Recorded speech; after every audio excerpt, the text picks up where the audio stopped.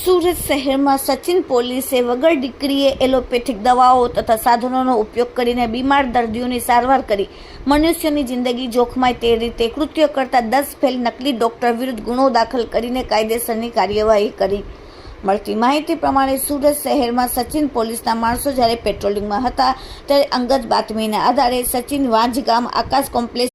વિક્રમભાઈની બિલ્ડિંગમાં આશા ક્લિનિક નામથી એક 10 ફેલ ઇસમ નામે સંજીત નીલકોમલ વિશ્વાસ નાનો વગર ડિગ્રીએ એલોપેથિક દવાઓ તથા સાધનોનો ઉપયોગ કરીને બીમાર દર્દીઓની સારવાર કરી મનુષ્ય જિંદગી જોખમાય તે રીતે આશા ક્લિનિક નામની દવાખાનું ચલાવે છે। જે બાતમીવાળી જગ્યાએ તાત્કાલિક મેડિકલ ઓફિસરની ટીમ સાથે